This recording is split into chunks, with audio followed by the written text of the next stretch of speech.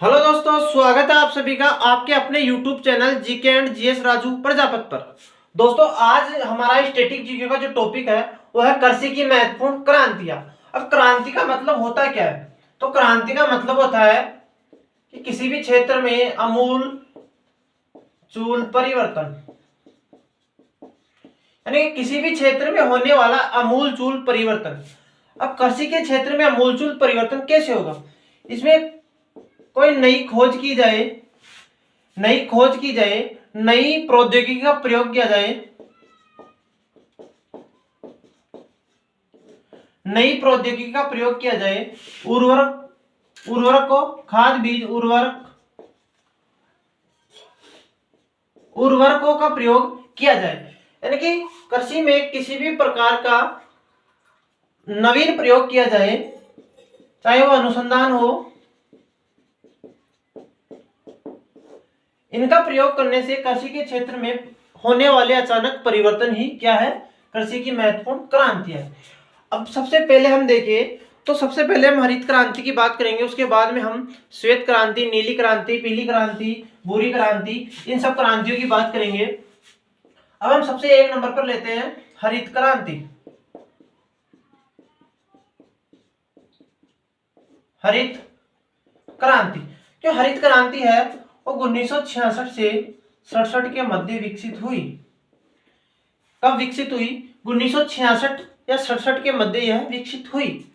इसके जनक की बात करें तो जो हरित क्रांति के विश्व में जो जनक थे वो थे नॉर्मन ई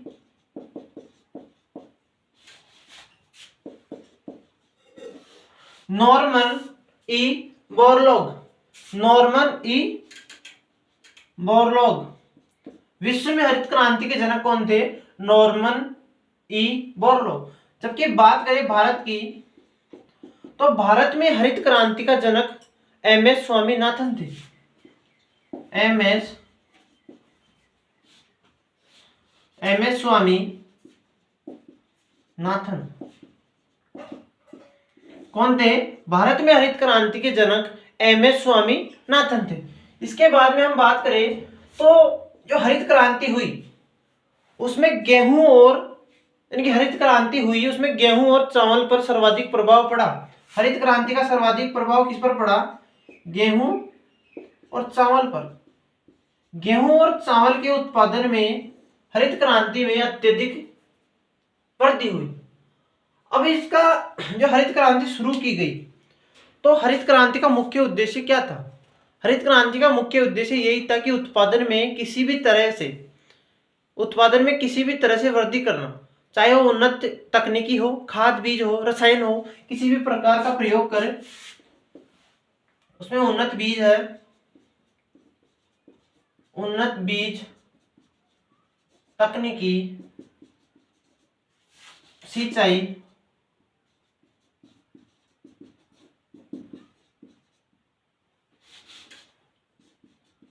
उर्वरक इनका प्रयोग कर कृषि में होने वाले उत्पादन में वृद्धि करना, इसका मुख्य उद्देश्य यही था। इसके बाद हम बात करें श्वेत क्रांति की तो जो श्वेत क्रांति हुई उसे ऑपरेशन फ्लड बोला जाता है और इसकी शुरुआत 1917 में हुई।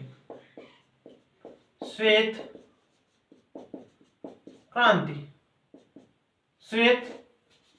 क्रांति ऑपरेशन फ्लड, इसकी शुरुआत 1970 में हुई। कब हुई? तो ऑपरेशन फ्लड है या श्वेत क्रांति है, इसकी शुरुआत 1970 में हुई। जो श्वेत क्रांति है उसका संबंध किससे है? तो इसका संबंध है दूध उत्पादन से, दुग्ध उत्पादन में वृद्धि।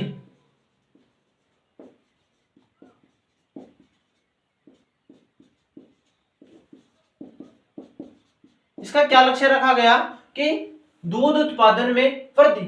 और जो श्वेत क्रांति भारत में आई वो भारत की चौथी पंचवर्षीय योजना में आई थी। कब आई थी?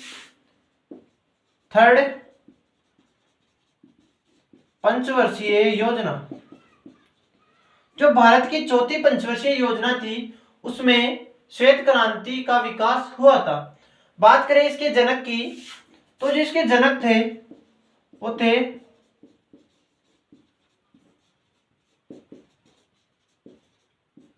श्वेत क्रांति के जनक वर्गीज कुरियन थे।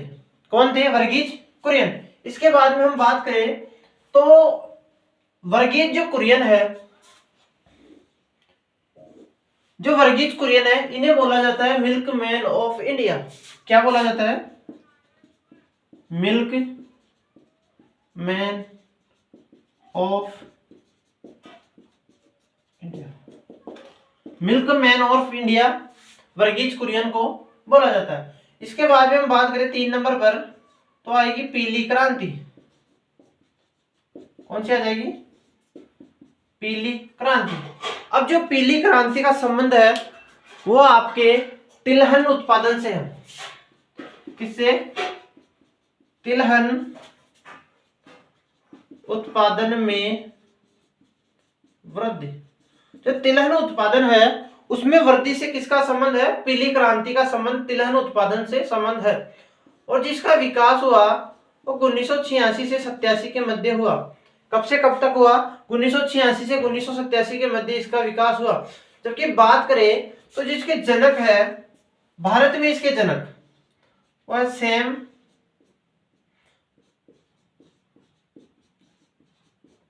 भारत में इसके जनक जो है वो सैम पित्रोदा है। जनक कौन है? सैम पित्रोदा है। अब हम आगे बात करें तो जो इसके बाद में आती है चौथी क्रांति।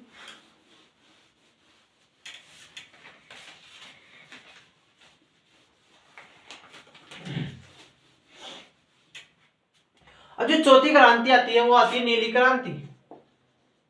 नीली क्रांति। अब जो नीली क्रांति का संबंध है वो 1885 से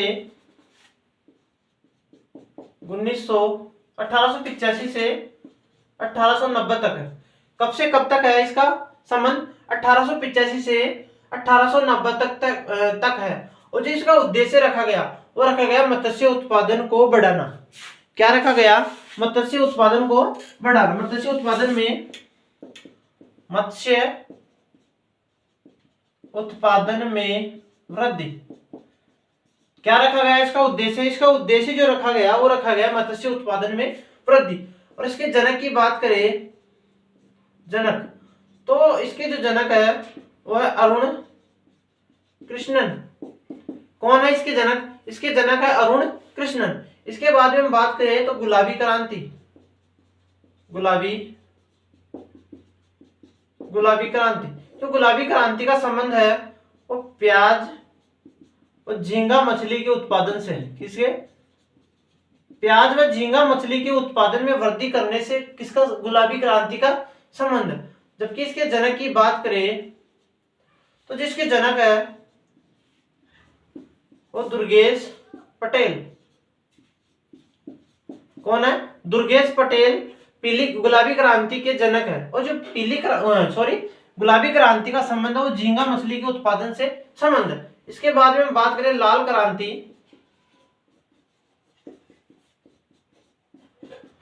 जो लाल क्रांति का संबंध है वो मांस और टमाटर के उत्पादन में वृद्धि से। मांस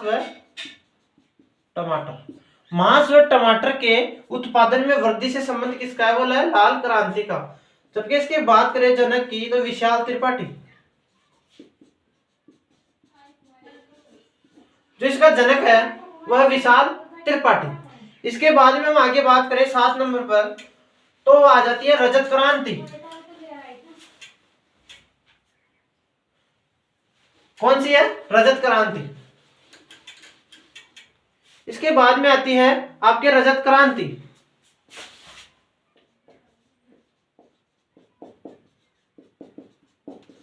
कौन सी है? रजत क्रांति।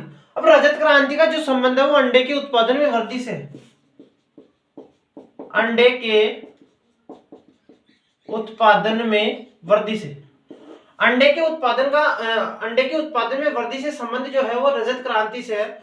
और जिसके जनक है वो है इंदिरा गांधी। कौन था? इंदिरा गांधी।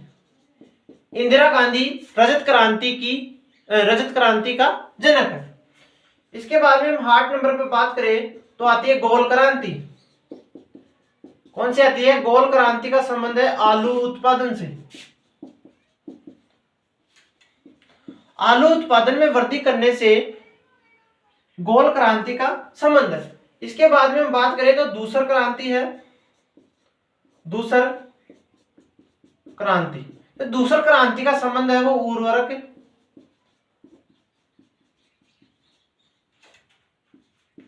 उर्वरक उत्पादन में वृद्धि करने से दूसर क्रांति का संबंध है। इसके बाद में हम बात करें तो आती है काली क्रांति। काली क्रांति या कृष्ण क्रांति। कृष्ण क्रांति का संबंध है पेट्रोलियम उत्पादन से।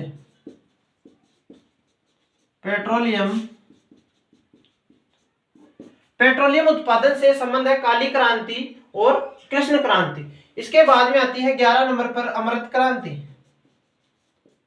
अमृत क्रांति, जो हमारे अमृत क्रांति का संबंध है वो है नदी जोड़ो परियोजना से। जो नदियों को जोड़ने से जो संबंध है वो है अमृत क्रांति का। इस प्रकार ये कुछ महत्वपूर्ण कृषि की क्रांतियां थी